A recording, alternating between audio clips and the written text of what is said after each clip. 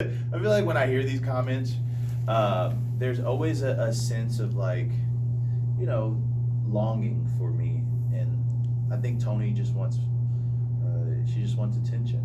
She wants me to give her attention, and I'm okay with that. I understand I'm a strikingly handsome person, and I get that. And I get why some women would be up in arms about things like that, but I don't think I would give her a Rochambeau because that would mess up her face.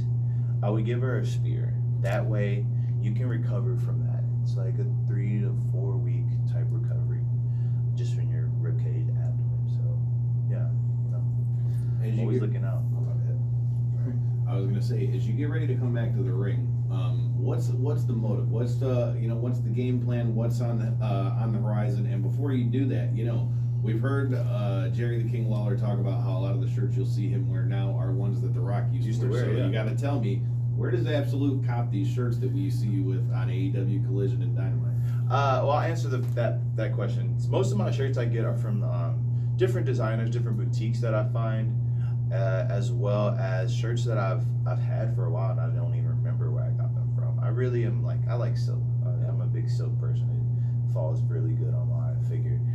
So yeah, that's mainly where I get that from. What's on the horizon? Honestly, I'm still pretty pissed off. I really am. I'm a very scorned individual standing here because nothing has seemingly gone my way. I was suspended and that kept me out of All In, which sucked because I had to watch from home, and I want everyone who's watching this to understand that shit fucking sucked and I don't want to do it again. So to come back into the ring now after the suspension is up, ironically today I believe, I don't know.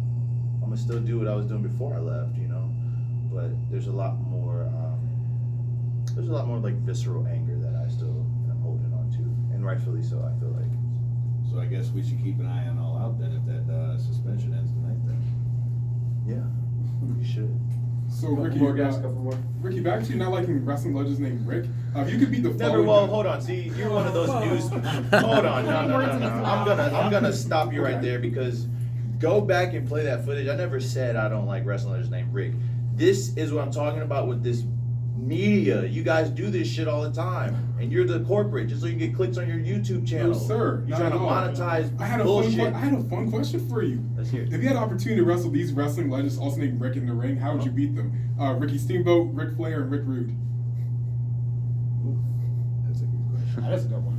That's a good question. It really isn't. Trying to think here.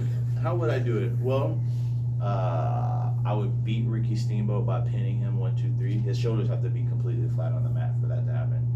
I would beat Ric Flair by having his shoulders completely flat on the mat, but they have to be both on the mat, and you have to pin them for 3 seconds. So 1, 2, 3. Rick Rude, I would have him he would be on his back for sure. Mm-hmm. The left shoulder would be down and the right shoulder would be down simultaneously, and you have to hold that position. Both of them? Yeah, Same both time. shoulders on the mat.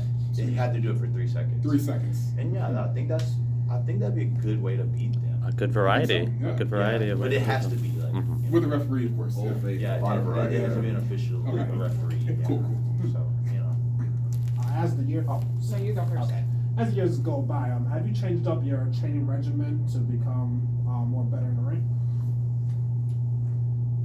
Yeah, I have actually.